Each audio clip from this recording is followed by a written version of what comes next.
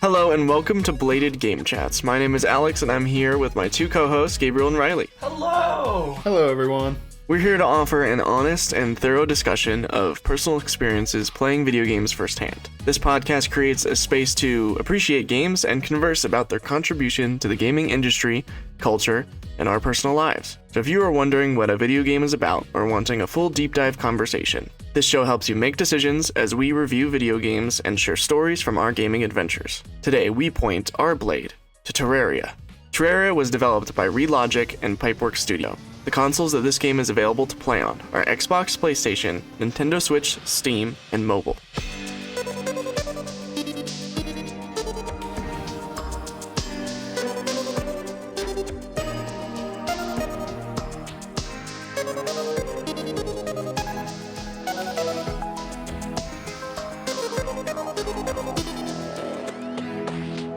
Dig, fight, explore, build.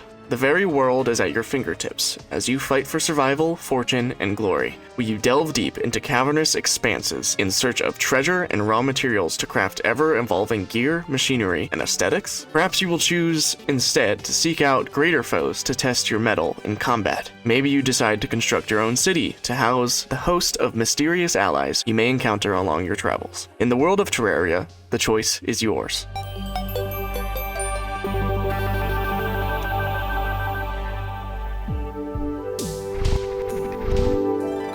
So let's hop right in, shall we? What was the first time where all of us played Terraria? I remember exactly the very first time that I ever played Terraria. I was I was 11 years old, and I came over to your house. And it was one of the first times that I ever spent the night at your house. Right. And we went up into your bedroom, and it was maybe 9-10 p.m., and you brought up to me, you said, hey, I want to show you this new game I've been playing with a couple of my friends from school. It's called Terraria. It's kind of like Minecraft, but it's like 2D. Like you'll just see. You'll have to play it. So you loaded it up, and I remember we were in a desert, and I was running back and forth across the desert, and I ran into a vulture, and the vulture chased me and killed me over and over, and I couldn't escape. I don't know why, but from there forward, it was immediately like one of my favorite games ever. I remember going home and downloading it on my Xbox. Played it every single day for like 3 months. It was incredible. Kind of like Halo and kind of like other games that the three of us have played. I got into it because of you guys. But Gabriel, you mentioned Minecraft but 2D. That was my only understanding of Terraria until I actually played it, because that's all Alex talked about when it came to games. It's like, we need to play Terraria. It's like Minecraft, but 2D. I don't even remember when exactly I finally joined you guys, but I think the three of us started a world from the beginning, and I ended up living in Gabriel's basement. Yes. I actually was just playing on that world today. I went back into it, and I was looking around everything, and I went into your little Harry Potter room in the basement. Oh god, it was so, because I didn't really know much about building houses, because there's like so many different materials, and you have the hammer to like change what things look like, and that's just too much for my brain to comprehend. I just put chests in a corner, like I just need a little shack under the ground. Yeah. So going towards like first time experiences in the world of Terraria, do you remember like what it felt like defeating the Wall of Flesh for the first time, or like finding a sky island for the first time? Oh god. Or like stuff like that? I think the Wall of Flesh and the transition into hard mode was like the real like eye-opener that this wasn't Minecraft. Like, because pre-hard mode, outside of the few bosses that there are, it feels like you're pretty, like, they're just getting you into the survival mechanics of it, right? And then, like, I remember we were preparing to fight the Wall of Flesh for, like, 3 weeks. Yep. We were just prepping. We got armor, we got weapons, we got potions, we got everything. We got magic. And we went down there and we fought him, and I don't think he made it, like, a fifth of the way across before we just No, we were so... him. All three of us were so over-prepared the first time we did it. It was a breeze. I remember the first time that I ever beat Wall of Flesh. And that was before all three of us were ever playing Terraria together. I remember having to spend days trying to make this weapon called the Star Cannon. Because at the time, I mean, this was years ago. This was back in 2016, 2017. That was like one of the best guns in the game. You couldn't even get much stronger than that. And I spent so many days trying to do that. And the first time that I beat that first transitional boss, it was so exhilarating. My heart was racing. I was smiling from ear to ear. Like, everything was just like, yes, I did something. I made it. And then immediately afterwards, I got shafted by slimes. Literally by anything. But it was addictive. It was like getting that first, like, you had to try so hard and seeing it pay off. That reward was addictive. And something about that game is captivating. Especially when we first started playing it. You mentioned, like, working so hard to achieve something, and then when you finally, like, do it, or you finally get it, it's, like, really rewarding. And that reminded me of when we created the Terra Blade for the first time. Oh my god, yeah. And for those who don't know, this is a type of, like, sword in the game where you need to take other lower-level swords, put them together, and build, like, a mega sword. It was, like, one of those things that were, like, you have to take everything you've made from all the hard work you've done all the way up to this point, morph them all together in this really cool blade. And I remember the first time Gabriel swung the blade in the world, it created, like, a version hologram that just shot out into, like, space. Yeah. It was really cool. Like a lime green, like, ghost version of the sword started streaking into the sky, and I was like, I could feel my chest tighten up. I just couldn't. I was. It was legendary. I feel like that was the moment when we realized, oh my god, there are, like, even cooler things in this game than we realized. I remember the first time I fought a wyvern, and I had no idea what it was. Yeah. And it scared the absolute shit out of me. It's just a giant dragon that comes, like, flying from literally nowhere and just rams into you over and over and chases you. I remember I came back down from a sky island to our house, and it followed me. Even if it killed me once, it found where I spawned again and tried to kill me again. Oh my god. Yeah, my favorite moment of us playing Terraria has got to be the, I think, 4 or 5 back-to-back blood moon solar eclipses that we got. Where we finished one and we're like, okay, oh Jesus, and then we see in the chat, a blood moon is rising, or a solar eclipse is starting, and we're just like, no! What is happening? That was the worst. It was like living in darkness for like a week. Oh. It was horrible. Also, I'll always remember the first time we killed Moonlord. That was really fun. Well, that was recently. That was our more recent playthrough that we, for the first time ever, all three of us teamed up and we killed Moonlord and we beat the game for the first time.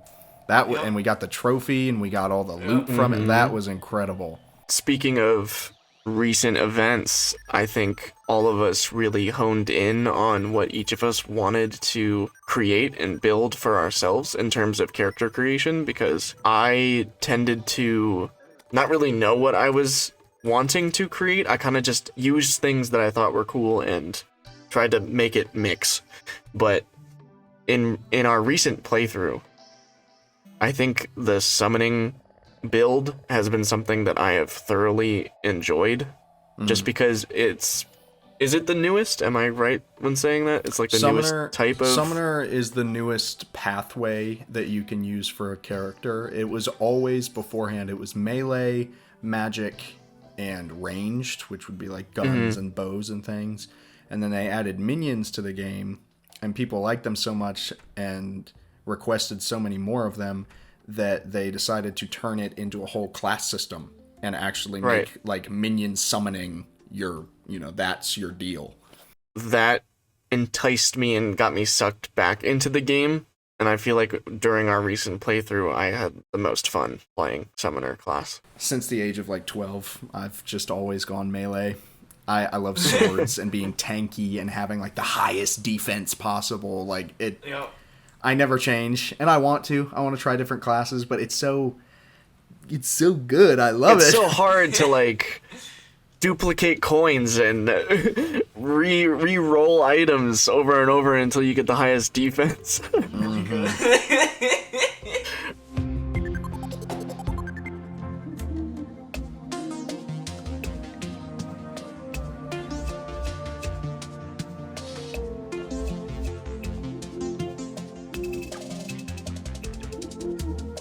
So let's quickly transition into what this game means to us. Like, what does it mean for the culture of gaming, but also, has there been any monumental or foundational key discoveries that this game has sort of redefined a genre? I immediately have big facts about this game. For one, Terraria, since its release in I think 2012, 2013, Terraria is on Steam and on Xbox and PlayStation one of the top 10 like highest played games all the time. Like, it's literally in the top 10 always. It is one of the most popular games on Steam ever. Everyone knows what Minecraft is. Like, sort of how in our last episode we talked about Halo, and if you show someone Master Chief's helmet, they might not know it's Master Chief, but they know, oh yeah, it's the Halo guy. Minecraft is probably even bigger than that. I mean, Minecraft is just such a huge thing. But then Terraria comes along and takes a lot of the aspects from Minecraft, like, you know, like block-shaped things, puts them in a 2D platform, and everybody loves that. I mean, look at Mario from Nintendo 64. Mm-hmm. And it takes so many pieces of different like game cultures and mashes them all into one. And there's so many different ways to play the game that two-dimensional Diablo Minecraft. I feel like it really, I don't know if I'd even put it in like a genre. I just feel like it deserves to be remembered, and it deserves to be in the place that it is in gaming culture. Like, it's I've never played Terraria the same way twice. Like, every time I play the game, I find a new weapon, or a new item, or a new way to beat a boss, or a new tactic to use. Like, it's just somehow always fresh and new. And I feel like that's why people like it so much, is because it's so broad. I think in the whole game, there's like 10,000 items. Like, there's just so much that you can do, and it's incredible. Yeah, and even in preparation for this podcast, we all were like, man, we should play Terraria again. Yeah. So, and like, we're going to. Like, that's how much we love this game. It's just one of the best resource survival type games that I've ever seen. I mean, in my book, I think it's better than Minecraft. Terraria is just massive. It literally is like a universe. You can always find something new, and that's what makes it really exciting for me. Is it doesn't get old to me. Minecraft feels way more like a sandbox, whereas Terraria feels way more like a game. I think I definitely agree with Terraria having a different feeling. They still have a lot of similarities, Minecraft and Terraria. Oh yeah, absolutely. When I think of Terraria, I think about bosses, and I think about items that surprise you. Mm-hmm. And I feel like that's the main difference for me, just because in Terraria I can go around, find a random chest, and find an item that I didn't even know was in this game. Yeah. And I feel like that is the craziest part about it, because I thought, you know, as my summoner class, I thought I had everything, but then there's this one random item that either drops at a specific moment when you kill a specific boss at a specific time of day that might drop. Right. And I think that anticipation of like, oh, I have to fight this boss over and over and over and over, and maybe it'll happen. Maybe I'll get that item. The feeling you get from starting a new game and a new world, that survivalist instinct of, okay, we have to be careful. That gets lost in the beginning once you are about to face Wall of Flesh, and then once that transition hits, basically makes the whole world feel like you're starting all over again. And reinforces that survival instinct. And it's like, holy crap, we're not as strong as we think we are. It lulls you into a false sense of security. Yeah. It does really, really good job at making you think that you're the shit and that you're so strong and that you can do anything. And then just like that, right after you defeat the first boss, something so tiny could come along and wipe you off the face of the earth and you're dead. So this is the part of the episode where we have to score it. So what are your guys' thoughts on what are you going to rate Terraria out of 10? Riley, you go first. I want to hear what you rank this game. So I'm basing my rating off of the descriptions of the ratings that are there in the document that I'm looking at, right? So I'm gonna give it a 9, which is, a hard find that needs to be in your collection. If you game a lot, then you definitely know of it and know what it's about. And it's just a necessary play. It's good, really good. It's good enough to be a necessary play, and it just needs to be something that you have. To me, think the game is a 10. Like, solid 10 out of 10 all the way through. If we go off of our list and the way that we're ranking things, I would absolutely give it a 9. I don't think it redefined a genre of gaming just because Minecraft did exist. Like, everyone has played Minecraft. Everyone knows Minecraft. And when you play Terraria, that's usually the first comparison. Oh, it's like 2D Minecraft. Mm-hmm. So, like, I don't know if it, redefined the genre, but it absolutely is a game that I think everyone should at least try out. And it's on sale on Steam for, 50% off, all the time. It offers so much more than it costs. You get way more than you bargain for if you buy this game. Which is what, based off that alone, not even including the context of the fact that there's 10,000 items and there's bosses and procedurally generated worlds and all different kinds of class systems and everything, I absolutely give it a 9 on our system. But in my heart, I give it 100 out of 10. Yeah. I'll have to agree with you on that, Gabriel. I would love to give it a 10 just because of the nostalgic feeling of playing it and just all of the memories that we've made in this game. But I think a solid 9 out of 10 is what I'd give it, just because it is a hard game to find. Yeah. It's that game that you could play if you were looking for a new game, and this would have been the perfect first choice if you haven't played it before. Yeah. It made it so much more enjoyable because we all played it together. I agree. It's fun by itself. But once all of us get into a world and we start working together, way more fun. And that's another aspect about how there's so many different ways to play it. Playing it by yourself, you choose one class system, whatever, you go through and you do it. But then you get a friend that's, if I'm melee and someone chooses to use magic, well, then you mix both of those when you're fighting a boss, and you get a whole new outcome.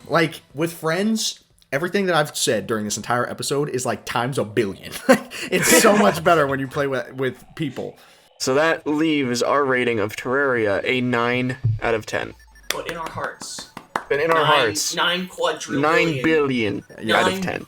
Bilfillion majillion. If you made it this far into the show, thank you so much for listening to Bladed Game Chats, and thank you Gabriel and Riley for hosting with me. Thank you so much for here. Glad that we could be here, brother. Please go follow them down in the description, and tune in next time where we point our blade to the next video game and find out what they mean to you. Bye!